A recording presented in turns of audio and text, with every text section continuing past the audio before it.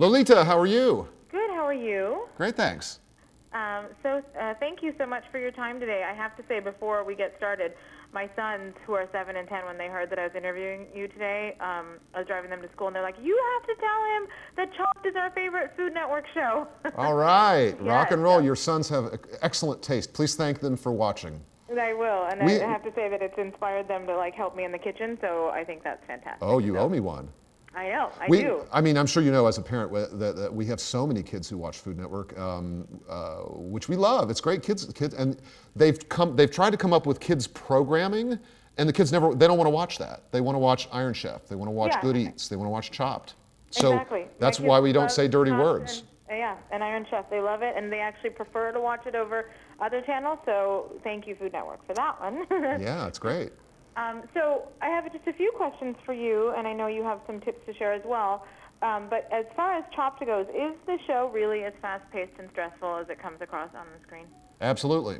Yeah. People ask all the time, do the chefs really only have 20 minutes to make the appetizer, 30 minutes to make the entree, and as if they think it's something is rigged. And I guess reality doesn't look like reality when it's on a television, but the fact is, I mean, they're not faking that panic. They're not cutting off their finger by accident. Well, wait, actually, yes, they are. Yeah, I saw that one. It's so hard. It is to take 4 ingredients that don't go together very well and cook something inside of 20 minutes is next to impossible. So when someone cooks something really good under those conditions, you're talking about either really a great talent or just incredible instincts, or both. Great. Well, so based on what you were just saying, since we are Chopped fans in our household, and I know my readers are, what tips from the show can you sort of give our readers when they're trying to pull together, a delicious or good meal with limited ingredients and time at home? One tip would be not to use the kinds of ingredients that we use. Yeah. That would be a step in the right direction. I have those stocked in your kitchen, yes. I mean, most people, I think that's one of the reasons that the show is popular, is that we can all kind of relate to the idea of opening the fridge and only seeing, a lime and jelly and a can of, root beer, and what am I going to do with that? Right. We just sort of take it to an extreme level with, squid ink and sea urchin and, cheese puffs. Right. But I also think a lot of the credit goes to our editors and the casting. We get these great talented chefs, or chefs who are maybe less than their competitors, but they're interesting, or they're characters, because a lot of chefs are characters, big characters, in every meaning of the word big. Yeah, absolutely. With the holidays coming up, I know you're working with Nespresso. But one of my questions is, specifically during the holidays, I find that, between Thanksgiving and the New Year, I specifically always find that I have an impromptu gathering at my house when either friends or family will drop by just to drop off gifts for my kids or stop by and say hi while they're in town, and I feel like somewhat at the last minute I'm trying to throw together either a little or medium-sized gathering that, do you have any tips for how someone can throw together a little entertaining event simply and stylishly at the last minute? I think you should just tell your family not to be so rude, and that they should not come to the door. Call ahead. They could send an email. I mean, text message even. I think there are a lot of things that you can do. Many of them involve the freezer. I used to suggest to people that it's always a good idea to keep a bag of frozen, cooked, obviously deveined shrimp in the freezer, along with some cocktail sauce in the pantry, and you can thaw it under cold water in about a minute, and you immediately have a nice, everybody loves cocktail shrimp. It's a shrimp cocktail. It's, it's luxurious, it's delicious, it's even light, it's even healthy. That's one. Things like pizzas and quesadillas freeze really well too, and can be just tossed in the oven and you're good to go. I do think that I like your sort of informal attitude about entertaining, because that's the way I look at it too. I don't spend a lot of time arranging centerpieces. I'm usually, if I have one at all, it's usually a bowl full of lemons or something. Right.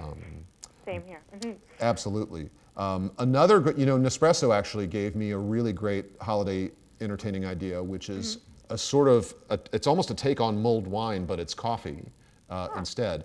And of course, part of the reason that I'm with you today is to talk about Nespresso's newest machine, which is the Latissima Plus.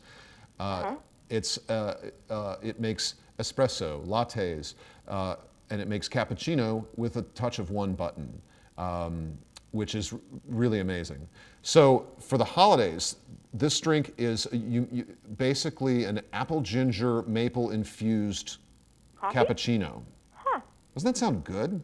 Yeah. So how would you make that? Is that a pod that they have for the maker, or is it, do you pull together ingredients and coffee? It's a recipe that you make yourself at home. You get apple ginger herb tea.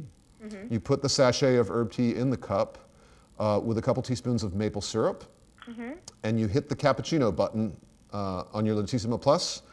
It fills with coffee and steeps, and then puts a beautiful foam on the top for that little touch of richness and luxury, and the aromas that you get from this are amazing. Oh, that's amazing. So very holiday and easy. Very holiday, very easy, and also I think original. I haven't tasted something like that.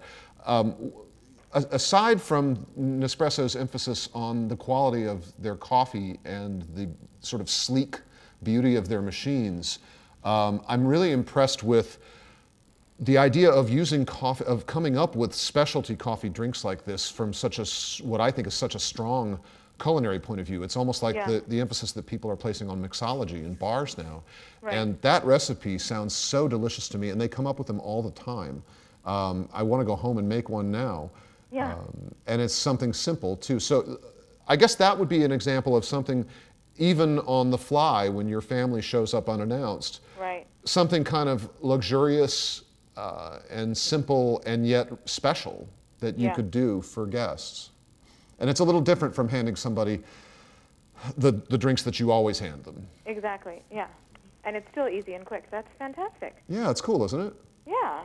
Well, thank you. I know those are my questions for you. You know, we're very much focused on making holiday time easy for our readers, which are primarily busy moms. So thank you so much for your tips. Sure, my pleasure. Tell them don't stress out. Remember, the point of the holiday holiday parties is not to kill yourself in the kitchen. The point is, I mean, you want to show generosity and make things that are special and delicious, but that doesn't mean that they have to be expensive. You don't need to make 27 dishes.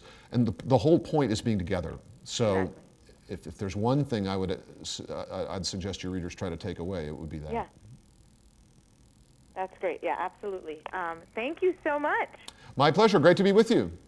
Same here. Enjoy your holidays. Thanks a lot. You too. Take care. Okay, bye.